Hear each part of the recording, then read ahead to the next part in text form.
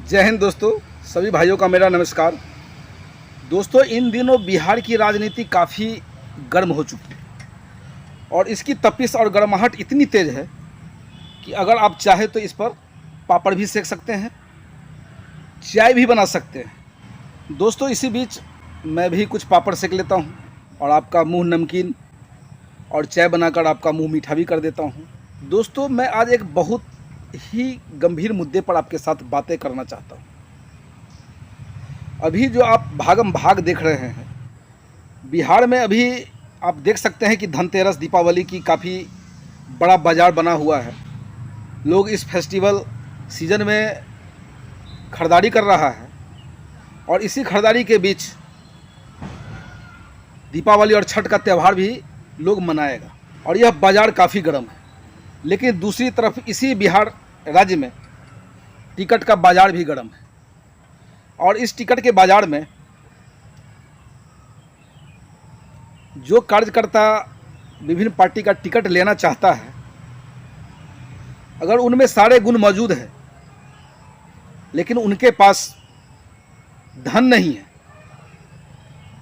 उनके पास रकम नहीं है, लेकिन उनमें भावना समाज सेवा का कूट कूट कर भरा हुआ है और वह समाज सेवा करना भी जानता है और करता भी है, ऐसे लोगों को टिकट नहीं दिया जा रहा है दोस्तों। और ऐसे लोगों को टिकट मिल रहा है, आज तक कभी वह समाज सेवा किया ही नहीं, आज तक कभी वह समाज को झांकने की भी कोशिश नहीं की कि हमारा समाज किस प्रकार जी रहा है, उनकी हालात कैसा है, उसकी स्थिति कैसी है, उनको शिक्षा किस प्रकार मिल रहा है, उनको स्वास्थ्य किस प्रकार मिल रहा है, वह किस प्रकार बेरोजगार है या वह किस प्रकार का वर्क कर रहा है, वह किस हालात में जी रहा है, वह कभी देखने के लिए नहीं आया।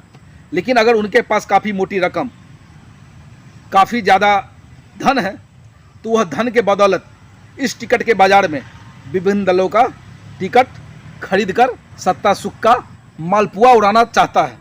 विभिन्न कार्यकर्ता अपने अपने पार्टियों के टिकट लेने के लिए काफ़ी हो हल्ला मचा रहा है। जी हाँ, जिसे टिकट मिल गया वह खुशी मना रहा है, जिसे नहीं मिला वह उस पार्टी को बुरा भला कह रहा है। कहे क्यों भी नहीं, क्योंकि जिसने सालों तक जिस पार्टी का बुढ़िया बिस्तर धोया हो, उठाया हो, और मैं तो यहाँ तक कहता हूँ कि उसका पिछवाड़ा तक भी धोया हो, जब उन्हें टिकट नहीं मिलेगा तो गुस्सा होना तो लाजमी है। बाकी इस राजनीतिक माहौल में जो भी बिहार विधानसभा का जो चुनाव होने वाला है, वह सब जनता का सेवक बनने के लिए तैयार है। मुद्दा तो काफ़ी गंभीर है दोस्तों। क्या सही में ये सब बिहार के जनता के लिए सेवक बनने का कोशिश कर रहा है, या ये लोग मलाई खाने के लिए, सत्ता का मालपुआ उड़ाने के लिए, मालिक बनने के लिए, टिकट के लिए आपाधापी कर रहा है? दोस्तों, अब सवाल ये उठता है कि क्या समाज सेवा सबकी बस की बात है? समाज सेवा के लिए त्याग, बलिदान, धैर्य की आवश्यकता होती है और यहाँ तक कि कई लोग आपके दुश्मन भी बन जाएंगे। और यहाँ तक अगर जब आप कभी गाली नहीं सुने होंगे तो आप गाली भी सुन सकते हैं। एक ऐसे प्रसंग आपको सुनाता हूँ, जो देश के प्रथम जो प्रधानमंत्री थे पंडित जवाहरलाल नेहरू, उनके जीवन से संबंधित है, उनके लाइफ से रिलेटेड है।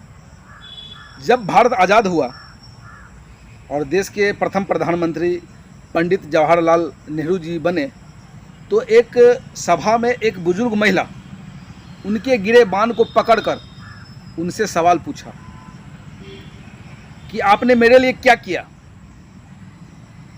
तो जानते हैं देश के प्रथम प्रधानमंत्री पंडित जवाहरलाल नेहरू का क्या जवाब था? कि एक असली लीडर और लोकतंत्र का यही महत्व है कि आप एक प्रधानमंत्री का गिरेबान में हाथ डालकर सवाल पूछा। लेकिन मौजूदा समय में आप किसी भी लीडर से, किसी भी नेता से गिरेबान पकड़ना तो दूर की बात, आप उनसे नज़र मिलाकर बात भी नहीं कर सकते हैं और उनसे सवाल भी नहीं पूछ सकते हैं। सवाल पूछने पर क्या होता है आप तो भली भांति देखते हैं, सुनते हैं, क्योंकि सोशल मीडिया के दौर में कोई भी बात किसी से छुपी नहीं होती है। और इसी बीच में कुछ और बातें आपके साथ मैं साझा करूंगा कि बिहार की जो बदहाली, कुव्यवस्था, जी गरीबी जो बिहार में है, और मौजूदा समय में आप देख सकते हैं कि बिहार जो है सो देश की सबसे गरीब राज्य की श्रेणी में आता है, पिछड़े राज्य की श्रेणी में आता है। हर 5 वर्ष पर नई सरकार बनती है, सरकार कभी बदलता भी है, कभी पीछे वाला ही सरकार रह जाता है, और इसमें आपकी व्यवस्था कितनी सही होती है, आपका जीवन यापन करने का जो लेवल है वह बढ़ता है या घटता है, वह आप खुद महसूस करते हैं। मैं आज जो बात आपको बताऊंगा, शायद यह सुनकर आप मेरे बातों पर विश्वास नहीं करेंगे, आपको यकीन नहीं होगा कि एक दौर ऐसा भी था जो राज्य बिहार देश की सबसे आर्थिक डेवलप वाला स्टेट जो है हुआ करता था, और बिहार की जो प्रगति थी वह दूसरे राज्यों के अपेक्षा काफ़ी ज़्यादा था। अगर मेरे बातों पर आपको यकीन नहीं हो तो विभिन्न तथ्यों से आप इस बात का पता लगा सकते हैं। और जैसा कि दोस्तों मैं एक बहुत ही प्रासंगिक बातें आपको यहाँ बताऊंगा, और मैं एक ऐसे बिहार के मुख्यमंत्री के बारे में बताऊंगा जिनके कुशल नेतृत्व में बिहार में काफ़ी विकास हुआ, और बिहार यहाँ तक आज जो यानी कि महाराष्ट्र जो देश की सबसे ज़्यादा अर्थव्यवस्था वाला राज्य बना हुआ है, उसके दौर में कभी बिहार जो है सो शामिल था, और उनके संदिग्ध, जी हाँ, उनके पैरेलल जो है सो बिहार चल रहा था। शायद यह बात आपको हजम नहीं होगा, यकीन नहीं होगा, लेकिन मैं दावे के साथ, सबूत के साथ मैं इस बात को आपके सामने रखूँगा। और अगर मेरी बात गलत हुई तो आप मुझे जो भी भला बुरा कहना चाहे कह सकते हैं, लेकिन इससे पहले आप विभिन्न तथ्यों के द्वारा बिहार की उस प्रगति को देख लीजिए। और वह प्रगति का दौर था 1950 से लेकर 1980 के बीच का वह दौर था। और इसी बीच बिहार में जो पहला विधानसभा का जो चुनाव हुआ था, उनमें श्री बाबू जी प्रथम मुख्यमंत्री जो है सो बिहार के बने, और उनके कुशल नेतृत्व के कारण, जी हाँ, दूरदर्शी सोच के कारण बिहार में बहुत सारे उद्योग धंधे लगे, बहुत सारे उद्योग यहाँ लगाया गया। और उस समय बिहार का व्यापार, जी हाँ, बिहार जो है सो एक वाणिज्य केंद्र जो है देश का हुआ करता था। उस समय कृषि के क्षेत्र में भी काफ़ी बड़ा विकास हुआ, और इस प्रकार श्री बाबू के समय उनके कुशल नेतृत्व के कारण, उनके सृजनात्मक सोच के कारण, दूरदर्शी सोच के कारण विकास बिहार में काफ़ी हुआ। बिहार राज्य काफ़ी विकास किया, और उनकी प्रगति की स्पीड, जी हाँ, उनकी अर्थव्यवस्था की स्पीड इतनी ज़्यादा थी कि वह देश के अन्य राज्यों से आगे निकल जा रहा था। लेकिन पता नहीं 1980 के वह दौर आते आते बिहार को किसकी बुरी नज़र लगी कि बिहार दिनों दिन पिछड़ता गया, बिहार में बदहाली कायम हो गया, बिहार एक बीमारू और गरीब राज्य की श्रेणी में आकर देश के अन्य राज्यों के अपेक्षा सबसे नीचे जा चुका है। बहुत ही गंभीर विषय है दोस्तों। हर पंचवर्षीय सरकार बदलता है, मुख्यमंत्री बदलता है, नए लोगों को सत्ता मिलता है, या हो सकता है कि पुराने लोगों को भी सत्ता मिल जाती है, लेकिन बिहार की स्थिति जो 1950 से लेकर 1980 का जो दौर था उस प्रकार नहीं बन रहा है। आखिर कारण क्या है? अभी आप देखते होंगे कि टिकट के लिए कितनी मगजमारी, कितनी गर्मा गर्म बहस तो हो जाता है। क्या ये सारे के सारे लोग सही में जनता या राज्य या देश का सेवा करना चाहता है, या आपका सेवक बनना चाहता है? जी नहीं, ये सेवक नहीं, ये मालिक बनना चाहता है, सत्ता सुख भोगना चाहता है, सत्ता के मालपुआ को जो है जो दोस्तों उड़ाना चाहता है। 1950 से लेके 1980 तक के दौर में बिहार में काफ़ी विकास हुआ। अगर आप प्रतियोगिता परीक्षा की जो तैयारी करते हैं, कंपटीशन की आप तैयारी करते हैं, तो मैं एक यहाँ जीके भी आपको बताने जा रहा हूँ। और जीके ये है कि अक्सर एग्जाम में पूछा जाता है कि बिहार केसरी किसे कहा जाता है। तो दोस्तों, बिहार केसरी श्री बाबू जी का एक दूसरा नाम भी है, जिसे श्री कृष्ण सिंह के नाम से भी पुकारा जाता है। और उनके दौर में बिहार में इतना सारा विकास हुआ, इस कारण उन्हें बिहार केसरी के नाम से नवाजा गया। तो इस जीके को आप याद कर लें कि बिहार केसरी श्री कृष्ण सिंह को जो है दोस्तों कहा जाता है। और ये बिहार के प्रथम मुख्यमंत्री थे।